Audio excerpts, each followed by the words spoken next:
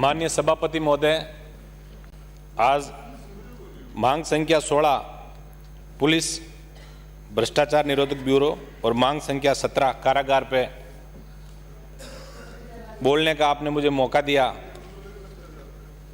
बड़ा गंभीर और ज्वलंत मुद्दा है जिस पे आज आपने इस चर्चा में भाग लेने का मुझे अवसर दिया। मेरे से पूर्व वक्ताओं ने अपने अपने सुझाव आज सुबह से लेकर अभी तक लगातार दे रहे हैं। मैं चूंकि नया सदस्य हूं, लेकिन यदि भारत देश की हम बात करें, अभी भरत सिंह जी जिनके विचारों से हम सहमत भी हैं, आदर सम्मान भी करते हैं, ये जो भी बात बोलते हैं बड़ी अच्छी लगती है। लेकिन ये देश जो है ये अभी धार्मिक आधारों पे चलने वाला देश है। पहले पन्ने पे लिखा आता है कि समर्थ को न 200 घुसाई। माननीय गृह मंत्री जी भी यहाँ विराजमान है। मेरे एक प्रश्न के उत्तर में ये कागज मेरे पास आया है कि राजस्थान सरकार में नियुक्त भारतीय प्रशासनिक सेवा, भारतीय पुलिस सेवा, राजस्थान पुलिस सेवा एवं राजस्थान प्रशासनिक सेवा के अधिकारियों के विरुद्ध कितने प्रकरण विचाराधीन है, जिसके अंदर लंबी चौड़ी लिस्ट आपने भेजी है कि आज तक 121 जो प्रकरण जो है आईएएस, आईपीएस, आरएस और आरपीएस के खिलाफ ये पेंडिंग पड़ी है। माननीय सभापति महोदय, 2000 ये सिर्फ 2010 से लेके और आज 10 साल के अंदर 121 जो बहुत ज्वलंत मुद्दे हैं जिनको लेके और ये पेंडेंसी जो पड़ी है, मैं आपके माध्यम से सदन का ध्यान भी आकर्षित करना चाहूँगा। आज भ्रष्टाचार जैसे बहुत अहम मुद्दे पर चर्चा थी और बड़ा अच्छा लगता कि मंत्रिमंडल के सभी माननीय मंत्रीगण यहाँ उपस्थित होते, क्योंकि भ्रष्टाचार कोई अलग से कोई एक डिपार्टमेंट का मुद्दा नहीं है। कानूनों के अंदर यदि हम सरलीकरण करें तो कहीं ना कहीं भ्रष्टाचार पर अंकुश लगाने के बारे में हम सोच सकते हैं। मैं छोटी सी बात आपके माध्यम से सरकार के ध्यान में दिलाऊंगा कि खान विभाग के अंदर किसी को खनन पट्टा जारी होता है, रेवेन्यू का सारा जो सिस्टम है वो ऑनलाइन है, लेकिन वो एक पन्ना जो है वो वन विभाग में भेजते हैं कि क्या ये क्षेत्र वन क्षेत्र में आता है। और बड़े दुख की बात है, ऐसी बात सदन में मुझे नहीं कहनी चाहिए। सिर्फ उस पन्ने के उस माइनिंग की स्वीकृति चाहने वाला व्यक्ति जिसका सारा डेटा उस विभाग में मौजूद है, आपने इंटरनेट से जोड़ दिया, आप कह रहे हो हमने कौन कौन से यानों से जोड़ दिया, लेकिन उस एक चीज के लिए उसको 10 और 20 हजार की रिश्वत देनी पड़ती है। इससे बड़ी शर्म की घटना हो नहीं सकती। मैं माननीय सभापति महोदय आपके माध्यम से गृह मंत्री जी को इसके बारे में अवगत कराना चाहूँगा। एक तो सबसे बड़ा जो मामला है, एससीडी का स्वतंत्र कैडर होना चाहिए, क्योंकि एससीडी के अंदर जो अधिकारी जाते हैं प्रतिनियुक्ति पे, वो सिर्फ कई लोगों का ध्यान इसलिए रखते हैं कि जब आप इस सीट पे आओ तब मेरा ध्यान रखना। ये कटु सत्य बात है, इसलिए इसका स्वतंत्र कैडर होना बहुत जरूरी है।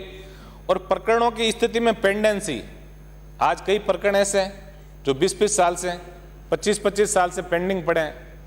इनकी पेंडेंसी के बारे में कोई न कोई ठोस कार्य और निश्चित एक समय अवधि तय हो, इसके अंदर समय सीमा निर्धारण हो और परिवादों में एफआईआरों को निपटाने के लिए कोई न कोई ठोस कार्य योजना विभाग बनाए। जीरो टॉलरेंस की बात सुनने में बड़ा अच्छा लगता है। जीरो टॉलरेंस बहुत सुंदर शब्द है, माननीय मुख्यमंत्री जी की भी इच्छा है। और सुबह से मैं देख रहा हूँ जब इधर से जिन्होंने भाषण दिया वो भी जीरो टॉलरेंस चाहते हैं, और हमारी तरफ से भी जिन्होंने भाषण दिया वो भी जीरो टॉलरेंस चाहते हैं। यदि हम लोग ईमानदारी से सब मिलकर जीरो टॉलरेंस की बात सोचें तो निश्चित रूप से ये कोई बड़ा मुद्दा नहीं है, हम जीरो टॉलरेंस की तरफ बढ़ सकते हैं।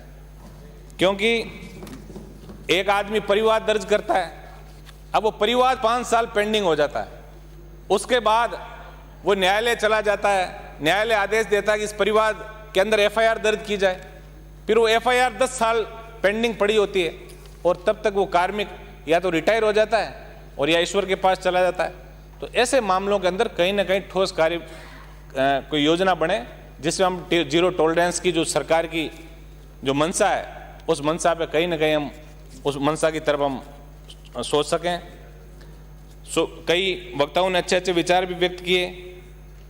कईयों ने सरकार की ऑनलाइन एफआईआरों को लेकर बड़ी तारीफ की, लेकिन मुझे ऐसा लगता है कि हम लोग सदन के अंदर एक पार्टी की नीतियों से ऊपर उठ के और ऐसी कोई बहस करें या ऐसे कोई सुझाव दें जिससे कहीं न कहीं व्यवस्थाओं में आमूलचूल परिवर्तन हो।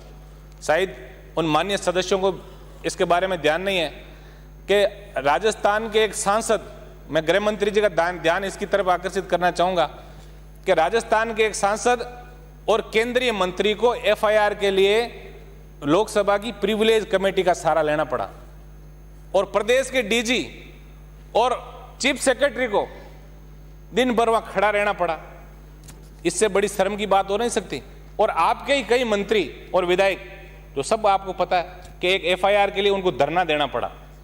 सिर्फ कानून की बातें और अखबारों में आने से ये देश अब सुधरने वाला नहीं है, क्योंकि 72-73 साल हो गए और आने वाले सब ने ये प्रयास किए होंगे कि देश सुधरे। अब हमारा भी नैतिक कर्तव्य है, हम भी चाहते हैं कि मिलके ऐसा कोई ठोस कार्य योजना आप लोग लाओ, हम भी आपके साथ हैं। निश्चित रूप से जीरो टॉलरेंस, और जो भी माननीय मुख्यमंत्री जी आप जो कह रहे हैं संवेदनशील और पारदर्शी और जवाबदेही प्रशासन की बात करते हैं, आप लोग ईमानदारी से सब साथ देंगे तो हम भी आपके साथ हमेशा अच्छे कार्य की तारीफ भी हम लोग करेंगे। खानों का घोटाला हुआ पिछले कार्यकाल में।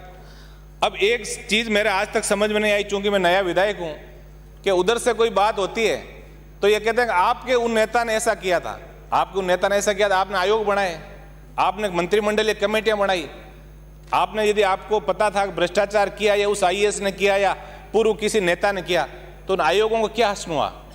आपने क्यों नहीं जेल में डाला उनका? मुख्य मुद्दे ये है, इन चीज़ों पे जब तक बहस सकारात्मक तरीके से नहीं होगी तब तक मुझे नहीं लगता कि ये भ्रष्टाचार निरोधक ब्यूरो जो काम एक पारदर्शी तरीके से कर पाएगा। माननीय सभापति महोदय, यदि कारागार की बात करें तो कारागार का एक्ट, अभी हमारे पूर्व वक्ताओं ने सब कुछ इसके अंदर बताया कि 70 साल से ज़्यादा का जो एक्ट है, इसके अंदर भी कहीं ना कहीं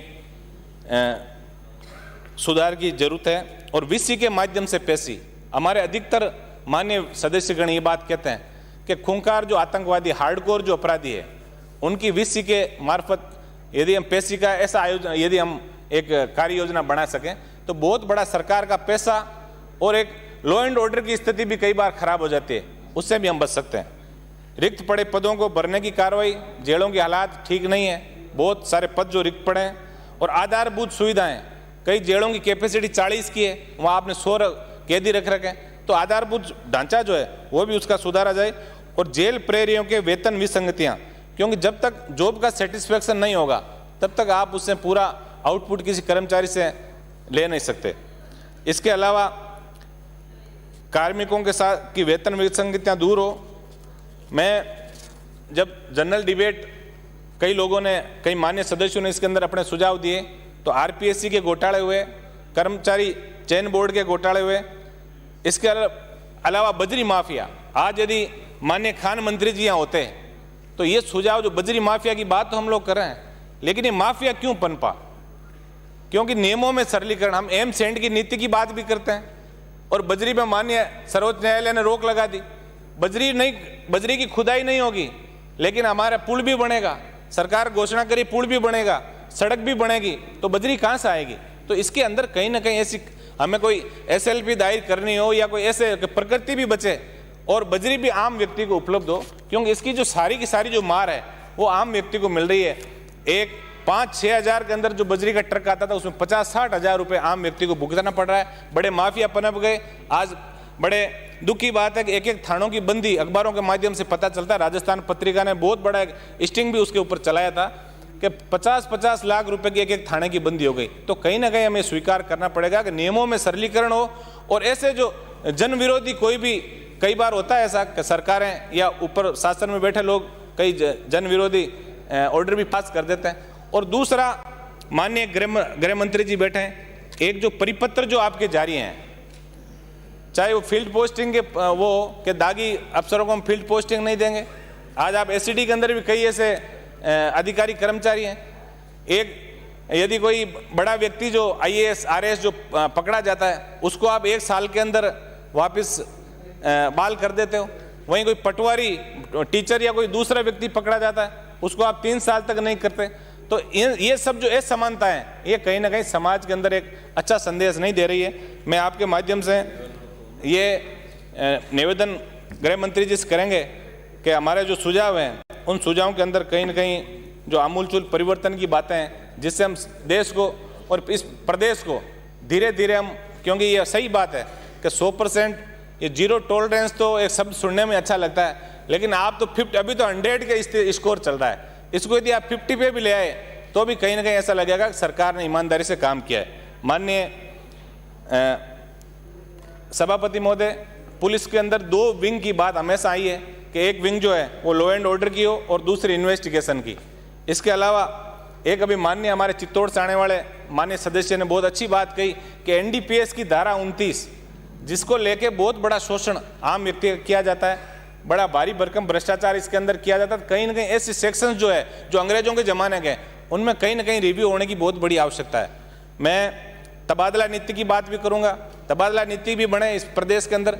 वो IAS IPS से लेके और कांस्टेबल तक कई बार देखने को मिलता है, अच्छा व्यक्ति जब जाता है और वो काम करने की बड़ी उसकी लगन और वो मेहनत से काम करता है, लेकिन 1 महीने बाद ही उसका वहाँ से तबादला हो जाता है और उसका जो भार है वो पब्लिक भी पड़ता है। तो ऐसी तबादला नीति के बारे में भी मैं माननीय मंत्री जी से आग्रह करूँगा। एक अभी माननीय पीलीबंगा से आने वाले विधायक महोदय ने बहुत अच्छी बात कही, डिजायर प्रथा। हम तो जब बच्चे थे तभी गंगानगर और हनुमानगढ़ में डिजायर प्रथा के बारे में सुनते थे, उससे ही चल के पूरे प्रदेश में फैला। ये डिजायर प्रथा बंद होकर अच्छे व्यक्तियों की आप यदि पोस्टिंग थाने, तहसील, कचहरी, कोर्ट, जहाँ भी अच्छा व्यक्ति यदि वहाँ पदस्थापित होगा तो निश्चित रूप से आम व्यक्ति को उसका फायदा मिलेगा। क्योंकि इस चीज़ से अपन बिल्कुल मना नहीं कर सकते। आर्थिक युग है, ये कोई सतयुग नहीं है। पहले अलग तरह से एक रेपुटेशन समाज में मिलता था, अब आर्थिक युग है। आदमी के संसाधनों को देख के उसको इज्जत मिलती है समाज के अंदर। तो उन चीज़ों को देख के भी कहीं ना कहीं व्यक्ति जो है वो करप्शन की तरफ बहुत तेजी से बढ़ रहा है। माननीय मंत्री महोदय, एक पुलिस के DG साहब भी यहाँ बैठे हैं। गेनाराम प्रकरण नागौर का बहुत बड़ा एक मामला हुआ कि पुलिस का सिपाही पुलिस की कार्यविधि से असंतुष्ट होकर उसने अपने पूरे परिवार के साथ आत्महत्या कर ली। तो ऐसे संवेदनशील मामले के अंदर अपने को कोई किसी का दबाव नहीं देके और हमें ऐसी कार्रवाई करनी चाहिए कि आने वाले जो दूसरे लोग जो हैं वो उस चीज़ को देखें, सोचें और आइंदा ऐसा करने से पहले 100 बार उसको सोचना पड़े। तो मैं मंत्री महोदय से ये भी मांग करूंगा। और दूसरा, जो खूंखार अपराधी जो हैं उनसे लोहा लेते हुए कई लोग शहीद हो जाते हैं पुलिस के, तो इसके अंदर पुलिस के परिवार को एक शहीद का दर्जा भी मिले। जैसे हमारे खुमाराम, कांस्टेबल खुमाराम हत्या वो हुआ था मामला, तो ऐसे प्रकरणों में शहीद का दर्जा मिले। मैं संचार माध्यमों के साथ साथ आजकल जो साइबर क्राइम के अंदर संचार माध्यम बहुत महत्वपूर्ण है, लेकिन संचार माध्यमों के साथ साथ ह्यूमन इंटेलिजेंस जिसकी चौकियां बंद कर दी, आपसे मंत्री महोदय से मैं मांग करूंगा कि ह्यूमन इंटेलिजेंस का बहुत बड़ा रोल एक प्रदेश की कानून व्यवस्था के अंदर होता था, तो ह्यूमन इंटेलिजेंस को भी वापस कहीं न कहीं पुनर्जीवित करने के लिए कोई आप इसके अंदर घोषणा करें। एक पुलिस जवानों को अच्छे वेतन भत्ते और जवानों का पे ग्रेड जो है 24 से माननीय सभापति महोदय 1 सेकंड, और होमगार्डों के स्थायीकरण और पुलिस थानों, पुलिस लाइनों में भी जवानों के लिए फिटनेस सेंटर। ये सबसे बड़ी समस्या आ रही है कि पुलिस का जवान जो चुस्त दुरुस्त दिखता था, इसके अंदर कहीं ना कहीं कमी आई है। तो मैं माननीय मंत्री जी से आपके माध्यम से ये निवेदन करूंगा कि इसके अंदर घोषणा करें, और आपने मुझे इसके अंदर बोलने का मौका दिया, इसके लिए बहुत बहुत धन्यवाद।